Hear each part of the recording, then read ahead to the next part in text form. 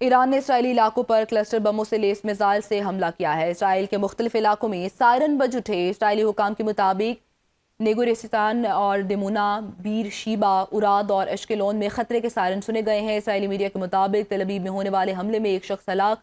ایرانی حملے کے بعد اسرائیل میں ریسکیو اور امدادی ٹیمز فوری طور پر متاثرہ مقامات پر پہنچ گئیں اور کارروائیاں جاری ہیں۔ اسرائیلی براڈ کاسٹنگ اتھارٹی کا کہنا ہے کہ ایرانی حملے کے نتیجے میں گرنے والے راکٹ کے ٹکڑوں نے تل ابیب کی 11 مختلف مقامات کو متاثر کیا، جس سے عمارتوں، سڑکوں اور گاڑیوں کو شدید نقصان پہنچا ہے۔ حکام کے مطابق ایران کی جانب سے مزید حملوں کا خدشہ ظاہر کیا جا رہا ہے۔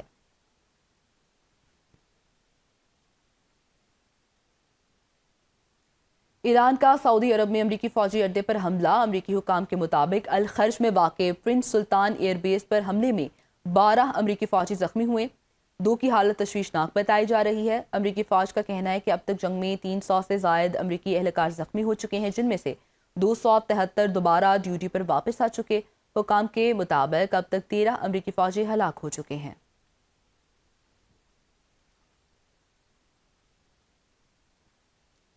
سعودی عرب نے میزائل اور ڈرون گرنے کے مقامات کی تصاویر، ویڈیوز بنانے اور شائع کرنے پر پابندی لگا دی ہے۔ سعودی وزارت داخلہ نے حملوں کے مقامات کو رپورٹ کرنے پر پابندی لگا دی ہے۔ سعودی وزارت داخلہ کا یہ کہنا ہے کہ میزائل اور ڈرون گرنے کے مقامات کی تصاویر، ویڈیوز بنانے اور شائع کرنے پر پابندی ہے۔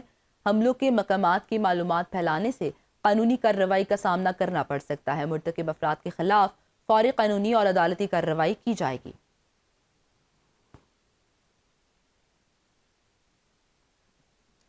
امریکہ اور اسرائیل کی تہران اور اصفہان پر شدید بمباری۔ ایرانی میڈیا کے مطابق تہران کے متعدد علاقوں میں دھماکوں کی آوازیں سنی گئی ہیں۔ رپورٹس کے مطابق شہید محلات قبرستان، دار آباد، نو بنیاد، شاد آباد، شہر یو اسٹریٹ اور کلدوز اسٹریٹ سمیت کئی علاقوں میں دھماکے ہوئے۔ اس کے علاوہ مہر آباد انٹرنیشنل ایئرپورٹ کے قریب بھی دھماکوں کی اطلاعات سامنے آئی ہیں۔ ایرانی فضائیہ نے دعویٰ کیا ہے کہ ایک امریکی F-16 طیارے کو نشانہ بنایا گیا ہے۔ اس طیارے کی سعودی عرب میں ہنگامی لینڈنگ کی اطلاعات بھی سامنے آئی ہیں، تاہم ان دعووں کی آزاد ذرائع سے تصدیق تاحال نہیں ہو سکی۔ امریکی صدر کا نیا محاذ کھولنے کا اعلان، کیوبا نشانے پر، کہا اگلی باری کیوبا کی ہے۔ ڈونلڈ ٹرمپ نے تقریب سے خطاب کرتے ہوئے کہا کہ اتحادیوں کے تحفظ کے لیے تاریخی اقدام کیے ہیں۔ ایران کی جارحیت اور نیوکلیئر بلیک میلنگ کو ختم کر کے مشرق وسطیٰ کو خطرے سے محفوظ بنایا۔ ٹرمپ نے واضح کیا کہ اگر ایران کے پاس ایٹم بم ہوتا تو مشرق وسطیٰ میں استعمال ہو چکا ہوتا۔